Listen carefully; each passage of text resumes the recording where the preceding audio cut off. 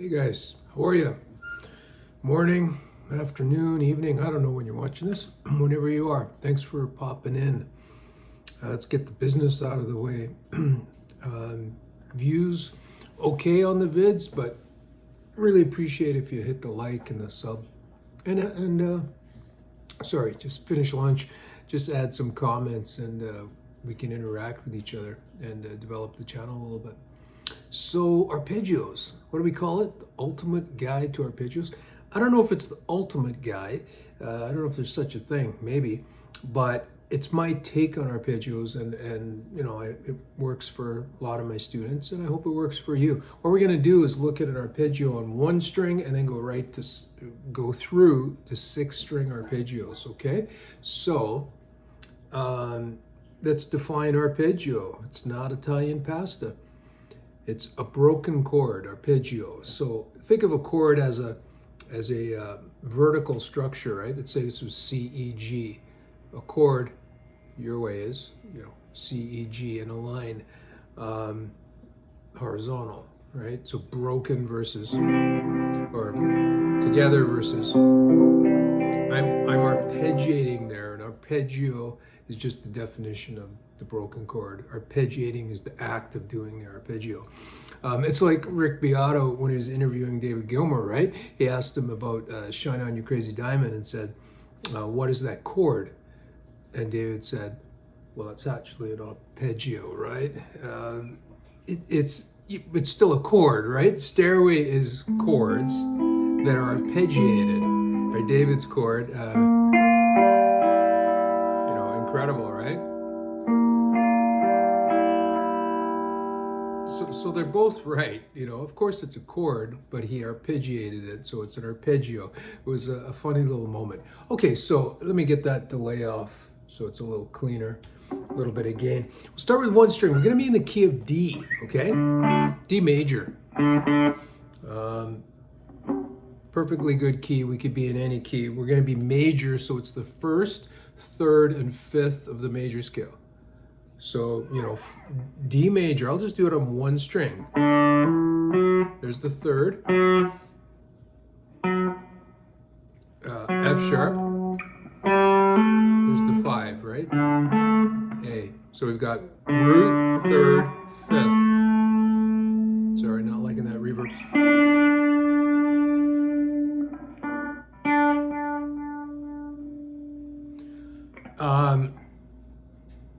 They can only exist there. That's the thing with arpeggios. You could say, well, can we do it? No, that's where F sharp, A, and D are on that one string. So a one string arpeggio, you know, kind of hard to do like that. We know someone that decided, hey, if I can get 3 notes here, I can tap that note, right?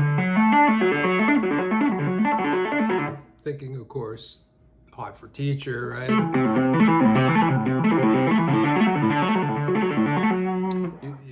Those are arpeggios. Satch's Bridge in Satch Boogie. I don't know if I remember. I don't want to totally destroy it. Interesting one. But, okay, so one string, you got to map it out. But it's not, you know, unless you're going to tap, it's not most utility-based fingering, right? So 2 strings. So let's take this A and put it on the G string. Okay, so now we got 2 strings. So the D is right there. So, okay, that's an awkward fingering. Let's put it, I don't want to go to the 2nd string yet. We're only using 2 strings. But I could do, I could do the 5th string and 4th string. It still means I have to move for the last note until I bring the 3rd string in, which we had. So now we got 3 strings. Right?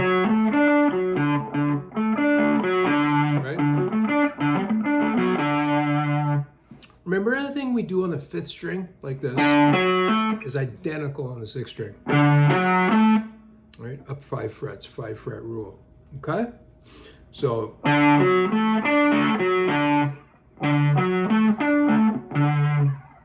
let's call it 3 strings. We'll add the B string, okay? So if we're in this position down here,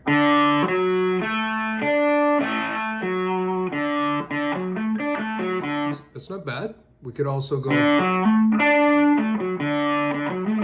that really is back to the 2 strings. Let's do 3 here. Okay. Let's do 4. We'll add the 1st string. And I'm just going in order, right? After D is F sharp. After F sharp's A. You have to stack them the way, you know, in thirds. So we've got an F sharp on the top.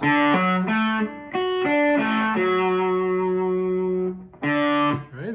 If I did it at the 5th position, do it up here.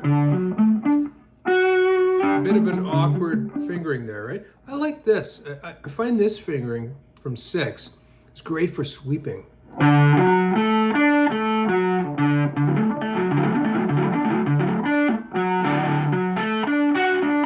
Hard to grab the 3rd here till we bring the 2nd string in. Now we're here.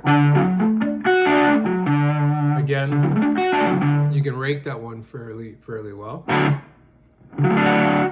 Okay.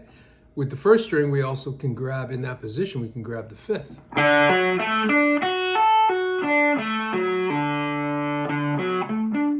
A little bit more difficult there. Or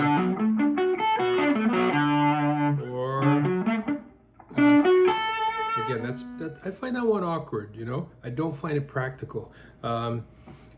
What you end up finding is the way that you want it to lay out and the way that you think it flows the best, right? I might even slide some notes to get into a better position, right?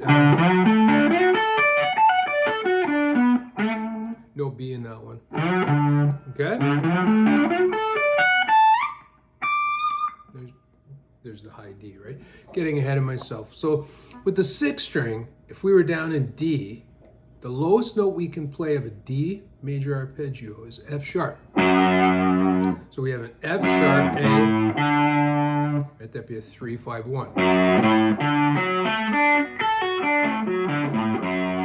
If you drop D, you could get a low D, but we're not in drop D. So what else does that mean in the middle? You could put an A here and do this one, right? Chet Atkins, by the way, called that the super lick. This fingering. Again, I don't do sweeps very much anymore, and you know it's nice to have a little bit of delay or something, and you get that extra little sound. All right, so again, learn it in fragments now. Go back. You could do the 1 string thing now on each string. So on the 1st string, where's the arpeggio? Right? 2 strings, you have this. Man, that's a useful little shape, right? And the next one, right? Got to go to F sharp, bit of a stretch.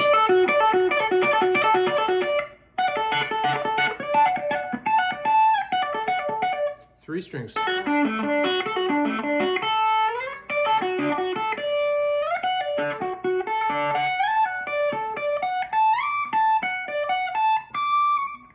Right? 4 strings.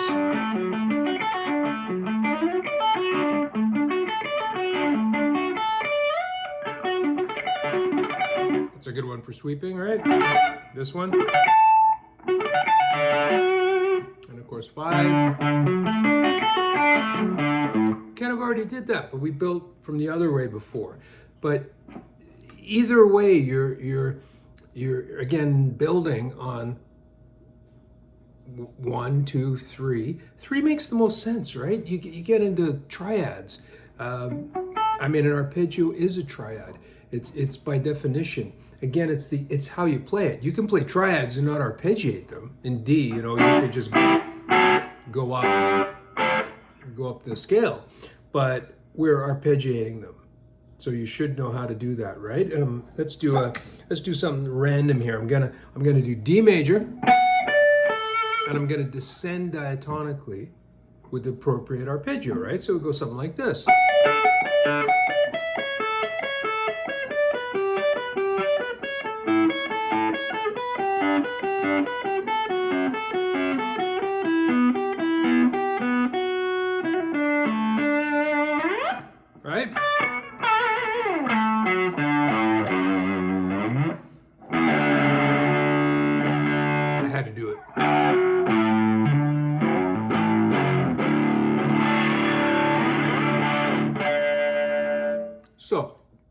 You want to convert those to minor, just lower your major third, right? Now you've got D minor. If you want to diminish, lower the third and the fifth. You know? Augmented sharp 5, right? And the same goes for all the other shapes. So you've got your 4 basic shapes of a triad. When you get into 7th chords, it's a whole different world. I would say with those, I would study them, put them in different locations, octaves of that little thing we did. This one, I got a feeling a lot of you guys will like that because it sounds like it's usable in a solo, right? But you could do it in this register too, right?